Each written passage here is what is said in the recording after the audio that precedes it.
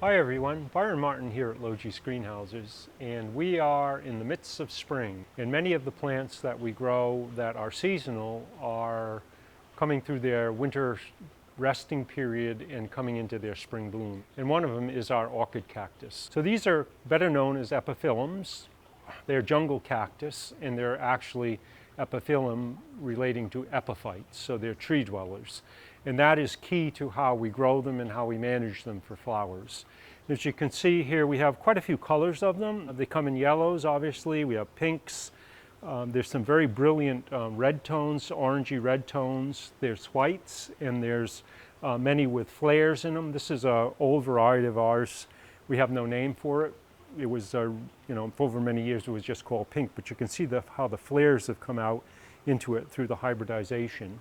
And this is a pink variety called San Miguel, which you can see the orange tones have bled into the petals.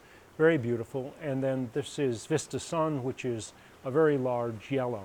They're quite easy to grow, but they have a couple little tricks in terms of getting them to flower.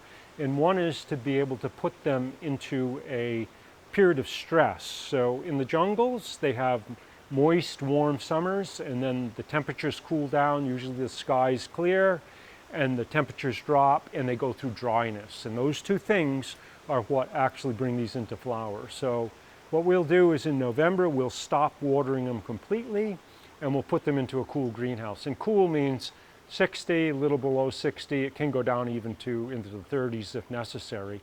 But just that chill from that warmth of summer down into something that's a little colder puts the stress on them. And this particular one right here, which is San Miguel, you can see there's still desiccation in the leaves, which is actually not a terrible thing. They'll take that. This plant actually should have been watered maybe a little bit earlier.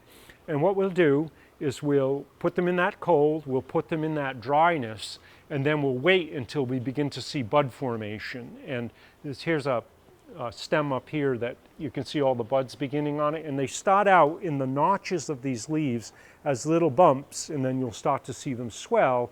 When that happens, you can start giving them water again. It's time to give them a drink, and then everything picks up from there. In terms of their culture, they're very easy to grow. There's few insects that bother them, and as long as you go through a wet-dry cycle, which is like most epiphytes, we don't really have a problem with root disease. However, in the wintertime, if they're cold and wet, you actually can get some fungal diseases that get onto the stems. There's some old damage right on the top of this one. You can see how it ate away at the leaf tissue there. The simple thing is to just dry them out, and don't be misting them or watering the foliage accidentally during that time of year. During the summertime, that's the time to fertilize them. It's the growth that happens this summer that's going to produce next year's flowers. So everything you're doing in the summer is what's going to make the glory of blooms as they go into their spring blooming cycle. The good news is if you grow them well, there's a lot of flowers coming time and time again. And sometimes the delay may be 2 or 3 days, but they'll come out and start to flower again for you. And here's the flowers that were on Vista Sun yesterday that have gone by. And when they're done, you can simply deadhead them by snapping them off and clean the plant up. The other thing is you'll get sometimes these old spent leaf tissue here that's maybe had some problems at the base of that. You can simply clean them up once a year, just cut that off. That's actually not going to grow. It's probably had some disease at the base of the stem there that cut its water off. The other thing is if you grow these with a lot of fertilizer and you move them up in pots, they can get really large. And some of those large specimens can just blow you away, the amount of flowers that come on them. Here at Logis, we do a lot of propagating, so many of these plants, if you look at them, they've been cut back. We take propagations off of them, which, by the way, is quite easy to do.